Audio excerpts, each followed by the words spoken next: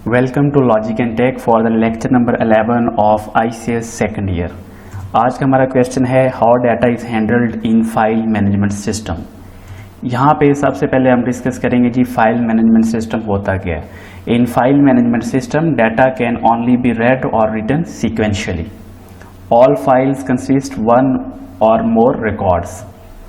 Each record consist one or more fields. Each field instance can contain a data value.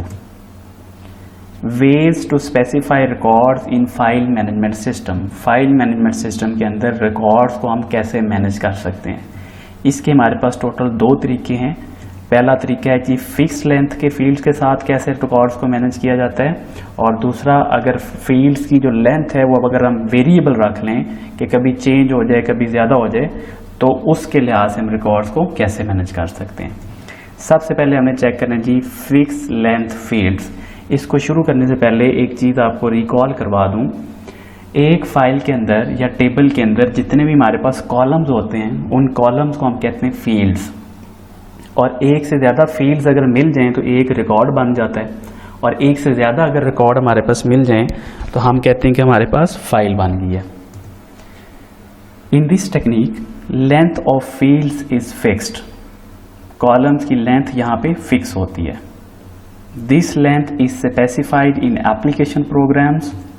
For example, if one character takes one byte in memory and a name field is specified a length of 15 characters, then this field will occupy 15 bytes in memory even if the name is of less than 15 characters.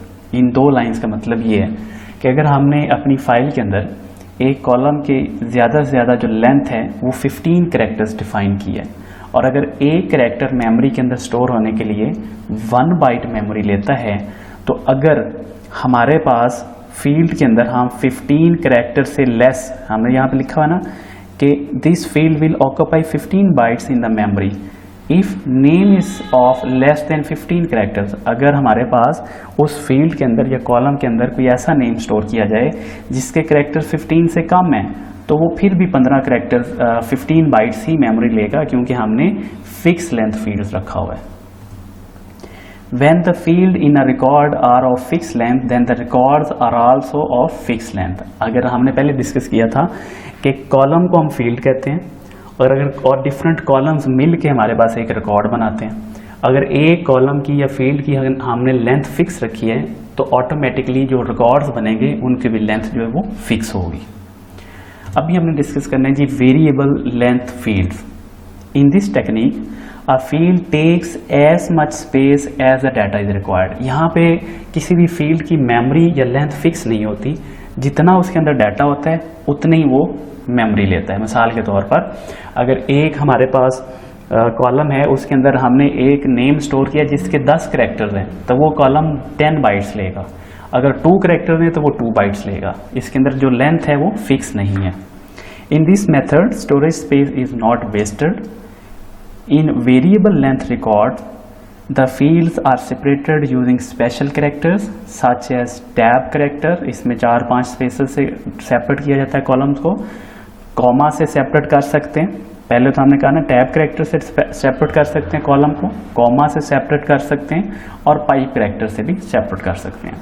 Sometimes field values are enclose in quotation marks. Inverted commas के अंदर भी values को enclose किया जाता है बाज़ का। अब जी वेरिएबल लेंथ फील्ड की एग्जांपल अगर हम देखें तो in one character if one character takes 1 byte in memory and a person's name is Ali,